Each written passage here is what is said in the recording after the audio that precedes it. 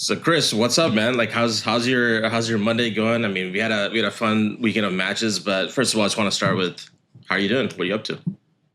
Yeah, it's great. I mean, I'm doing well. It's fun to be back. VCT stage two starting. A long break for us. Obviously we want to be in Toronto, but fun to see the matches come through.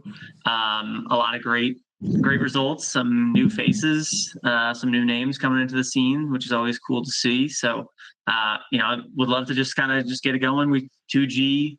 We played them Saturday. Kind of nail biter, a little bit closer than I'd like. I would like one of these matches to like maybe not be us having to come back. I don't think my heart will make it all the way through the season if this continues up. But let's talk about it. We were down in LA with the team last week or so. You and I have been talking about practice, the team getting ready. Obviously, a lot of focus. We saw some new comps, some new looks, some people playing roles maybe they weren't expected to be in. So, what was your like insights into maybe how the team practiced and prepped for stage two? We had a very long break compared to a lot of other teams. So, how do they bounce back from missing Toronto and get prepped for stage two? Yeah, I think to talk about the 2G game, it obviously starts in the prep and kind of the longer break we had, like you said. It's interesting because a lot of folks may think that the longer break it's a lot better because you have more time, you're practicing, you can try out new comps, try out the new map, obviously that came out.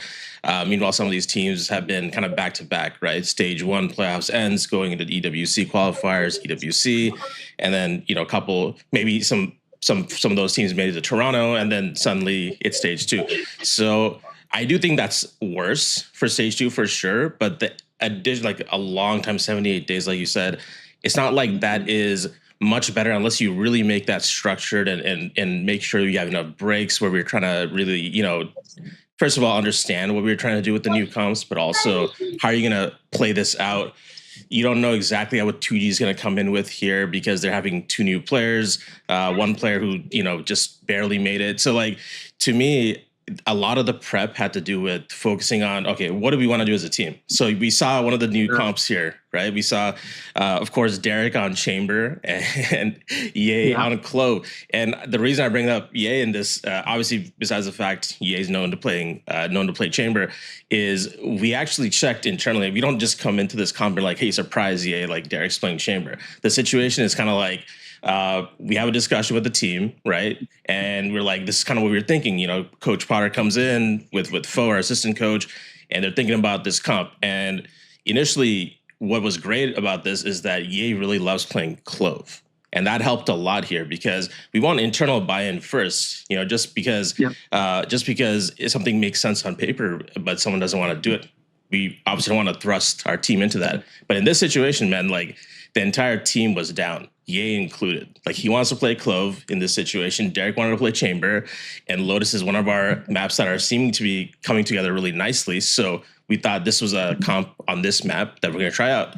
And luckily, it went great. And I say luckily, but there's a lot of prep and effort that goes towards that. A lot of credit to the entire team. Derek for showing up. Think about his perspective, man. Like he's playing under pressure. All the fans are thinking, why are you on Chamber? And he drops 30. I know. Right? Yeah. I would love your thoughts on that. Like, you're watching that. Like, what are you thinking? I was quite surprised. I was as surprised as like Mimi and everybody else on the desk when you see Chamber and it's not Ye. But I mean, we've seen Ye on Clove a ton in stage one, and it looked great. And he's comfortable. Like you got to find the comfort picks, and you also have to spice it up. And like I think Derek, like honestly, like a little slow to start. Maybe it was nerves, right? He missed a couple shots early on, and then I know like it was kind of funny, but there was a situation. I think it was a 1v5, and he ended up getting a 4K at the end of the round. Like it was, we lost, right? And then he gets a 4K with Chamber. And I think the casters had said like, oh, this is probably like the most meaningless 4K in the history of VALORANT. And maybe it was because we weren't going to win the round. But like, I'm not a great VALORANT player, but there are those moments where you get a couple kills and you kind of you start to feel it, right? You get in the, I mean, because you've played at the highest levels, like you kind of get in the zone and you just feel like you can fry. right? And then like I think it was after that point, I can't remember what round that was, where he got that, but like it was kind of in the middle of the game, early, like middle of the first half, I think. And then he kind of like turned it on from there.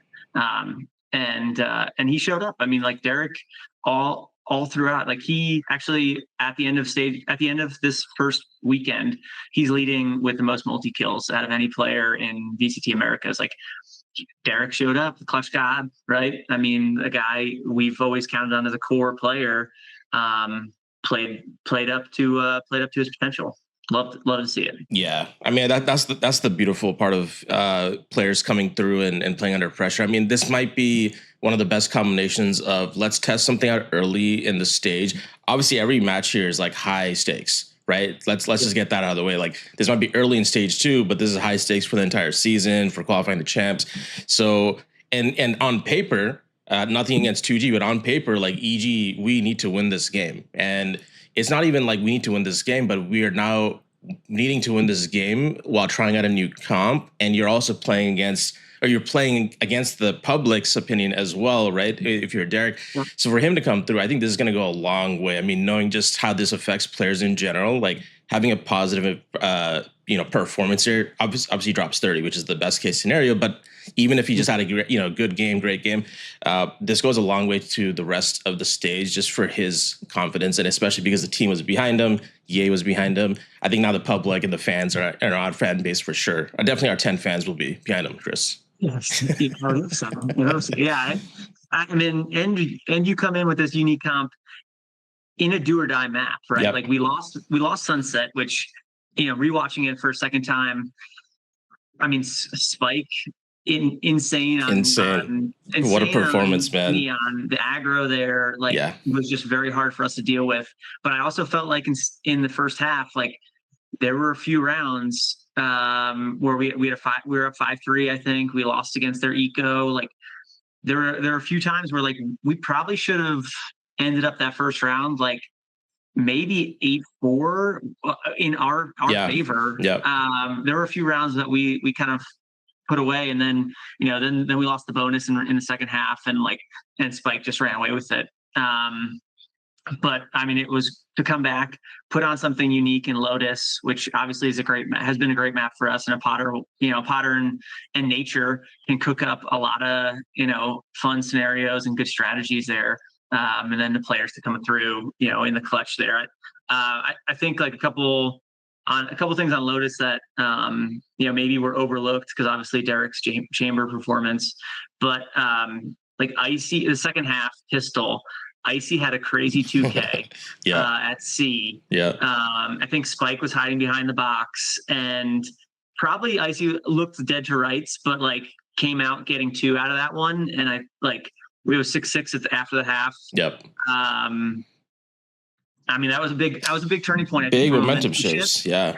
You get that, and then you start to pile up some rounds, and then you hope that your confidence in the map can pull away, and we did. So and then obviously like towards the end, I think rounds 23, 24 or so, Icy and Ye just took over, and like I mean that's what we brought them here for, right?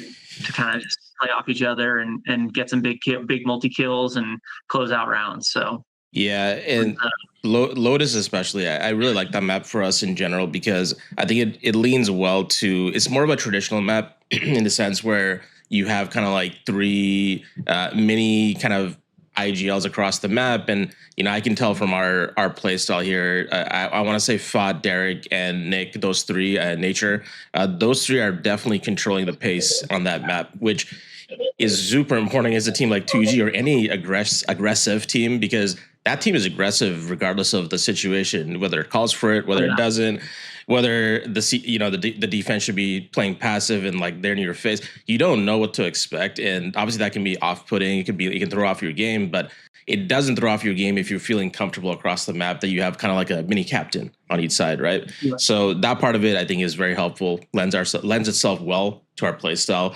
and that obviously brings us to map 3. Ascent as well, which is we had to obviously go into this, and this is still, I would say, slightly defense sided for sure. It's not as much as it used to be for before the map got brought back, but I still think it's defense sided, which we saw it play out. Right, we the first half, man. I mean, we got 5 rounds on our attack side, but it was a grind. Like that was like what some of the. I literally felt like I was watching Counter Strike slow default days, and like just ready for any aggression. Everyone is giving up space and. That's kind of what it felt like. A lot of those rounds, it could have gone either way. Like we could have won the half, they could have won the half even more. Just curious what your thoughts were on like that first half going to, of course, the big moment of the second half, which I'm sure we'll talk about. That first half was a little scary for me. Like I was worried because obviously, yes, we were starting maybe on the weaker side for the map, but like Derek had some big lurks in I think in the 4th round to bring out that map. EA was still getting going on the jet. I think it was Silent was like, I mean, taking mid with the op, he was filthy, and like we just couldn't. It was tough to play around that. It seemed like, at least in the moment, he was really feeling it. We got a little lucky because I think in round 9 they gave up the op to Gobera, who was playing Cypher, and like they went super aggressive with the jet coming in, and we took advantage of it, and then that round blew up for them, which is huge. And then around 11, we had a nice clutch as well. But it was fun to watch like Icy on Cypher there. He had some really good trips. Actually, he was doing well as a Cypher pretty much across all the maps. But, it was fun, other than the Raze map and Lotus. But like on Sunset, he reminded me a little bit of what we were doing with Apoth last year. With like a lot of the lurk timings, and then just some great trips on Ascent. And I mean, obviously, like then we get onto defensive side, and we just start locking down.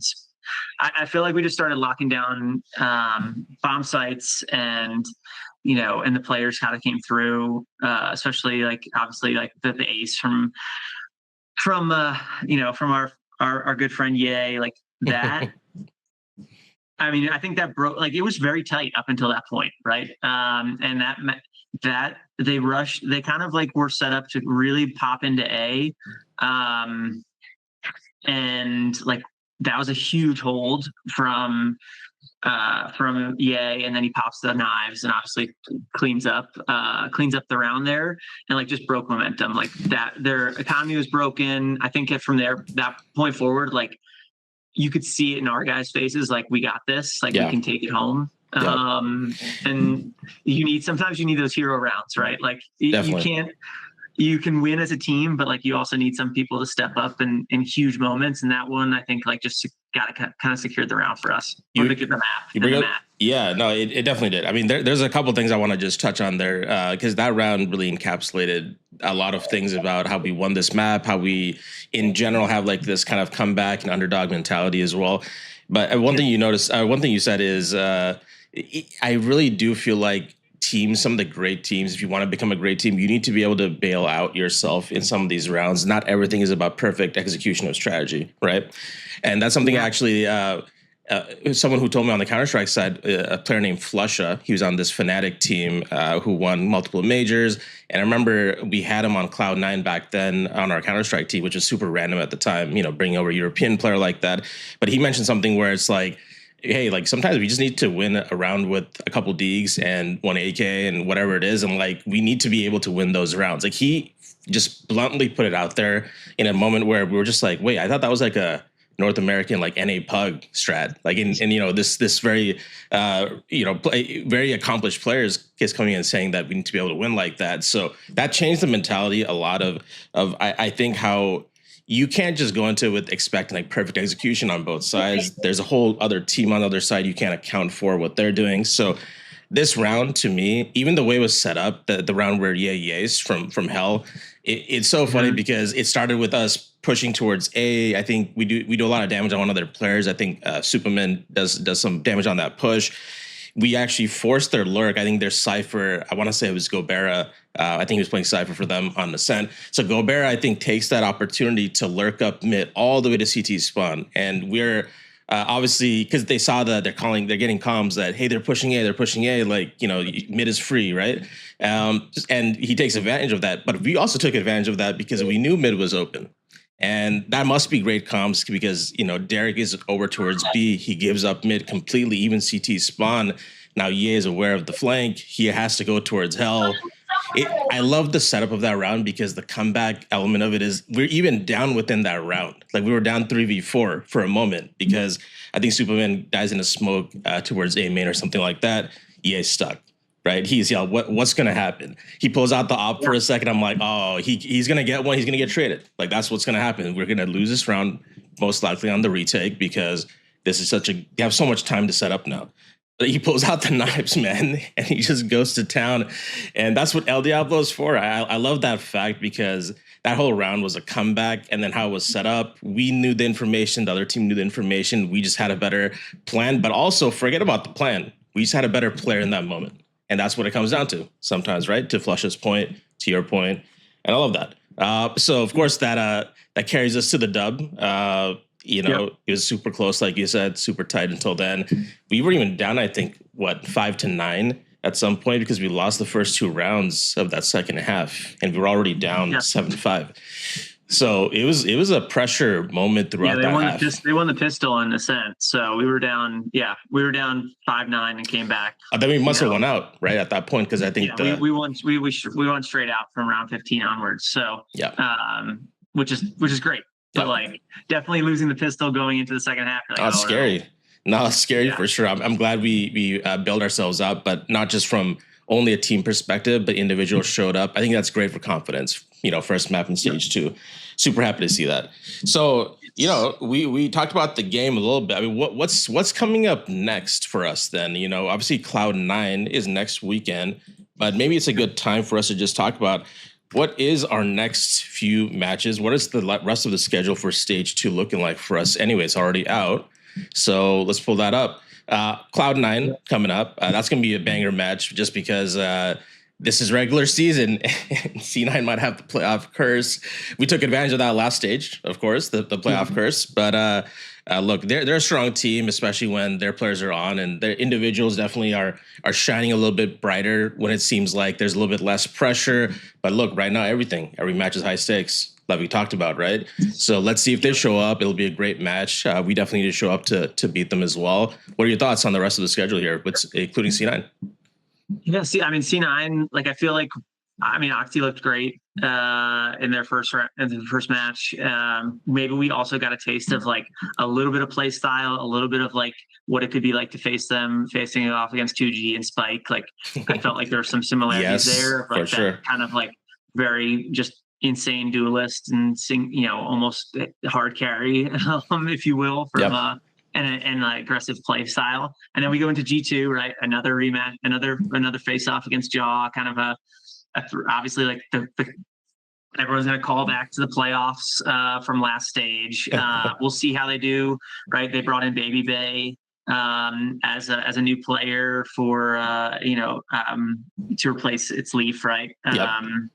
And so they played pretty well. They 2-1 lost to Sentinels, right? Baby Bay won. I think they won when he was on Chamber as well, which is kind of funny to see. And then, we'll see where it goes from there. That obviously, the vibes are big for them. So bringing on Baby Bay seems like a good move, right? You and I have talked about this plenty of times. When you have 5 players and a small team, you have to have that good clubhouse atmosphere. So G2, that'll be a strong one. And then we go into Sentinels. So you've seen them plenty. That'll be a tough one. I think, you mentioned, every match is going to matter. I know the fans want more games, but when you look at a regular season standpoint, at least every match really means something here as we get into VCT point standings and setting ourselves up for playoffs. So I don't know. Sentinels, what do you think? What are your thoughts on Sentinels? Yeah, they're a team that's it's always surprising when they don't do poorly, but don't do well, I should say. Sorry, but it's also at the same time a little bit surprising when they do extremely well because there's something about them so far, they haven't been able to break all the way through. Like if I think about VCT America as the team that is going to stand up to international competition right now, from what we've seen so far this year, it seems like G2 surfaces to the top of that conversation, right?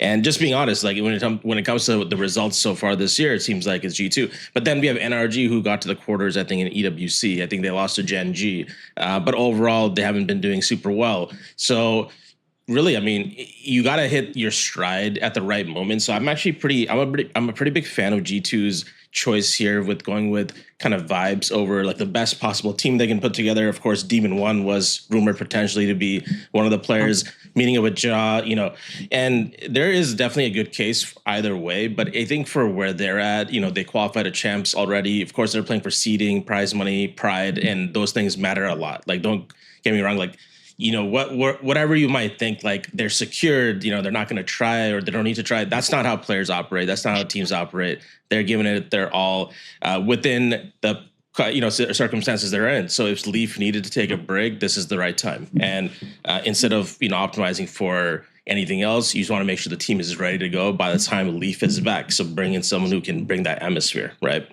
So I like their choice for sure. But Sentinels, I don't know if they have someone who potentially can bring the vibes all the way back up if Zeus is not the guy, right? Because he's like so clearly the person who brings that set of he's the vibe merchant for their team, right?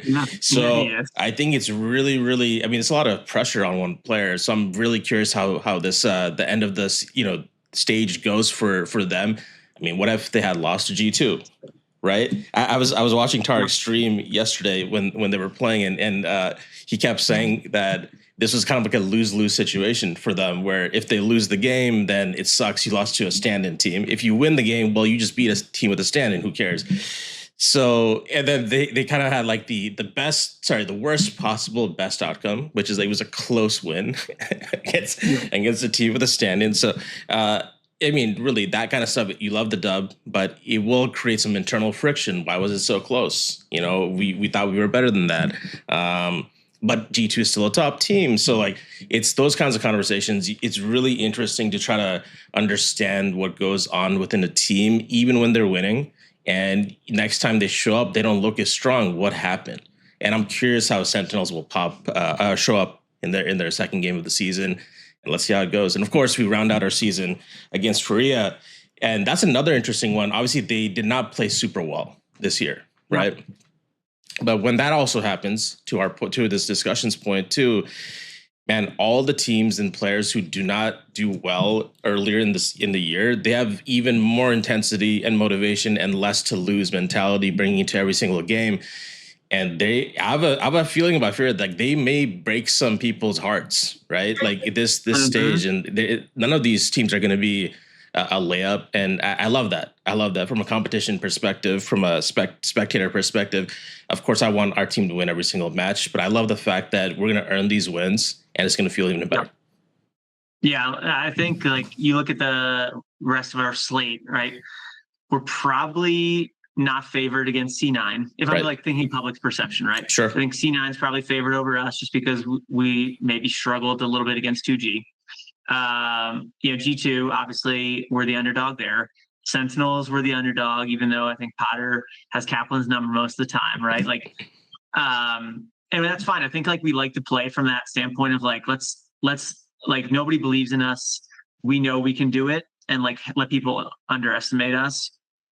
But then you go into the Fury match at the end of the season, right? Like, that's probably one where we're likely favored. But you can't overlook anybody in this league because everyone wants to play spoiler if they're not in it. And like everyone's gonna come out guns blazing, if you will, to try to make people's lives miserable, or like make it so that you're also going home, and if they're going home. So it should be a fun second half. We've got a very strong group, but I think we have winnable matches, especially the way the team's looking. I agree. I think it's going to be a banger stage 2, no matter how you slice it. And I'm just looking forward to us showing up when the pressure is on. And now we've built a little bit of confidence behind us from the end of stage 1 playoffs, where we did pretty well, in my opinion. a hairpin away from qualifying to Toronto, to EWC not going super well, the qualifiers, but now we're right back into stage 2, and we get a grindy game out of the way early, and we have people performing under pressure in the comeback. So good signs for sure. And maybe this is, we have the underdog mentality, right? And like, of course, I think another part of our brand, Chris, that took a huge turn this year is we introduced another face of our brand. Yes, Meech. Right? The Meech plushie is live. So give me your thoughts, man. I love the fact that we took that. I mean, so much effort went into it from a creativity perspective, design perspective, and just like baking in areas of the brand and like, what does it represent? Adding a new face to a brand like EG. I mean, that we don't take that lightly. So I'm just kind of curious, like, you're first of all, everyone go out and get the Meech plushie. The pre-sale is live. That's help supports EG, help supports our staff members, our players, everything, all of the above. And overall, more than anything, it just is a great representation of our brand in a small, little, cute plush animal. Yeah, and our cute little Meech.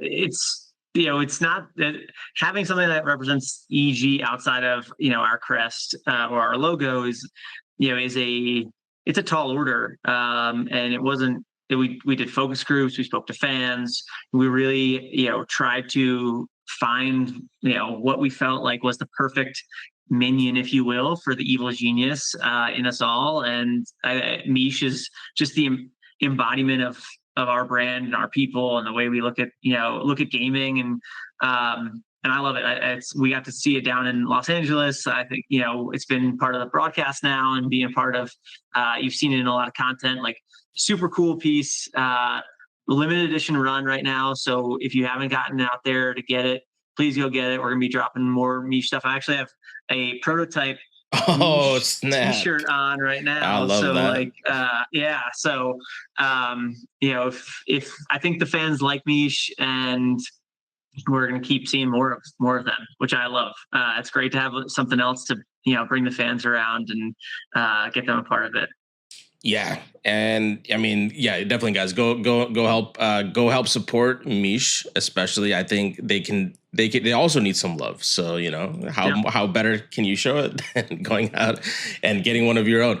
I love that, man. And another thing, of course, when we're talking about the brand, EG, history, everything it represents, I can't help but think another interesting kind of theme that's been happening over the last really year and a half since the 2023 EG Champs run as well, which is, it seems like once that team split up individually, they've each found like kind of different elements of success, different, they've reached different levels of success. Obviously, Jaw's on G2 now. We recently just heard Busio was replaced or benched for a new player named Kess on 100 Thieves. We obviously have Calm and Demon One, who had teamed up for a brief moment on Lev. They didn't find too much success. Demon One is looking for a team now. We did have in 2024 though. Calm did get to champs, got pretty far in champs in 2024. So wide variety of success over the last year and a half, 2 years since, and we're actually just about hit 2 years. I think another month since the champs victory in 2023. So all that to say, just Chris, like, what are your thoughts on when these kind of teams who have so much success, when they start kind of splitting up, or when they start to go their own different ways? What are your take on how do those players individually find that success again? What goes through their mind if they don't? Yeah, I would say like that is trying to recapture, like, hitting the highest of highs is probably one of the hardest things to do in any form of, whether it's competing as an athlete or just in your general life. Like, when you hit those moments and like try to recapture that, I don't think it's ever the same the second time around. And sometimes, like, you try to put yourselves in the right position, and like there's just one or two minor things that just aren't the same, or don't have like the exact same support system or just setup, that makes it very difficult. Like, I want to see all these guys succeed. It's been awesome to watch them get off and find success. Like, the left team and Calm obviously did pretty well. We've seen 100 Thieves make top 4, I think, at a Masters as well with Boosty. but it's tough to kind of sometimes recapture lightning in a bottle. And we had 2023 was an absolute Cinderella run. I think all the pieces fell into place for us. Everyone was peaking at the right time. The meta was working for us. We had, just the right setup for everybody to succeed. And you can argue, like, even EG, we haven't found the success that we found since then. And hopefully we can change that by going to champs again this fall. But I'd love to see Demon One get back on a team. I think everyone wants to see the redemption arc for Max. He's still got crazy skill. Like, there's no doubt about that. Boosty, like, one of my favorite players. He was on EG for so long. Felt like you really kind of knew him. And like, when he's on your team, like, he's those people that, like, you love him when he's on your team and you love to hate him when he's not on your team because he likes to yap, and that's great. Like, I think the personality, like, we need personalities in this space to make it just more fun, create those storylines, create a little bit of the drama. I mean, it's not even drama, but just you need these people like him and Zelsis and others who can really kind of just, get the fans into it and kind of just make things a little bit more juicy. And so hopefully both of them can find their footing again and find a new landing spot in the VCT Americas team, or maybe even Ascension, and find their way back up like some of the other players have. Like some of the guys who went out to M80 came into bigger teams. So we'll see. Definitely surprised. Definitely was surprised with some of these last minute changes going into stage 2. Yeah, I think that was probably the most surprising change of this offseason for sure, because it was so close to the start of stage 2. And obviously that can create a lot of speculation as well. Why wasn't the change made earlier? But also they had qualified to, I think it's difficult to know exactly when to make these kinds of changes. And I know one thing for sure is when you have players that also have a voice. Obviously, we know Boosty is a strong personality. He's definitely not afraid to say what he thinks. When things aren't going super well, maybe that rubs teammates or coaches or whatever the wrong way, potentially, right? Who knows? I mean, we weren't in that team. We don't know what happened. So it's just one thing I know for sure is you can't lead people that you can't confront. So if wherever Boosty ends up, wherever Demon One ends up, you need to be able to have tough conversations with them, but also have like an element of mutual respect. And whatever happens from there, at least you know that you approach it in a way that works well for their personalities, right? I think that's super important. These guys are definitely going to go find success. I mean, there is no doubt about it. I would have loved to see what happened if he asked everyone now, would you want to make that 2023 roster come together? And what would have happened if you did back then, kept it going? I really feel like the interesting thing is the perspective now is probably different on all 5 players than maybe it was back then. And it's very interesting to see how careers and experiences, how that end up shaping like your view and your memory of your past success. It definitely is the further you're away from it. I mean, man, like Absence making the hardcore founder, it's never truer from when you find success to when you feel like, let's see what else is out there and seeing, how to develop your own skill set and career, which everyone has their own career. You can't shape that for them. They need to figure it out themselves. But perspectives definitely change. And as a fan of the game, as a fan of esports, man, it's really fun to think about like what could have been, but also at the same time, look, we're all on different paths now. We all have a chance to have success in different ways. EG is totally different now. All these players are on different teams. They're all individually on different teams now at this point, since Demon One and Com separated as well. So I'm going to be rooting for all of them, but mostly for EG. Always, yeah, always rooting for them all, but always for EG. Yeah. So one of my maybe to close, one of my favorite things from this weekend. And I don't know if you have something. I don't want to put you on the spot too much, but like I think my favorite thing this weekend was actually seeing like Potter, like getting on film, like Potter and each of the players doing their unique handshakes. Like I love that aspect of the team. Potter's always done it. She's done it with every squad. Yep. But it's just like it just such a great showcase like of her as a coach, and like tied each, like she cares about each person individually, right? They've got their own little like secret handshake, if you will. Seeing it on stage is super fun. Makes me a little jealous. I don't have a handshake with Potter, but maybe one day. But yeah, that was like probably my favorite part of the weekend, was just seeing that ahead of the match. You know, just gets the like, it's one of those things where it's like, okay, cool. Like we're here. Let's just get in place. Let's just go do our job, and like kind of like tries to like cut the edge off like the anxiety and stress maybe a little bit by just getting them back in the zone, and getting them to go play. So that was my favorite part of the weekend. I love that. For sure. No, I love that. And man, Christine, like Potter is one of the best in the industry, which is also very surprising to say out loud because she's only been coaching for a few years. Like, let's be real. Like, this is this is not someone who has decades and decades of coaching experience and what, but of course she has decades of professional playing experience. She knows what a player needs right before an important moment to calm the nerves down, like you said. I love the fact that she does that. I mean, man, a championship vibe is rare to begin with, but you know the building blocks. She knows the building blocks.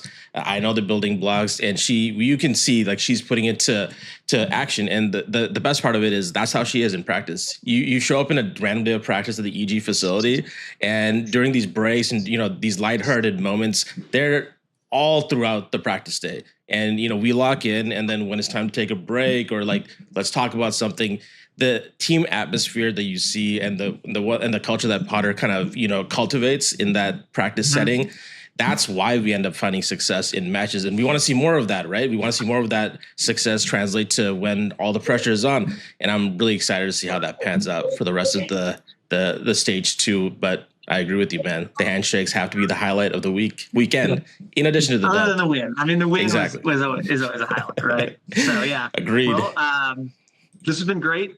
Looking forward to doing this again next week. For all you EG fans out there, tune in against C9. Please watch us, support us, and make sure you check the comments for the link to get your Meech plushie. So Thanks, everybody. Thanks, Chris. And see you guys next week for GG's with EG. Take it easy, guys. Bye. See ya.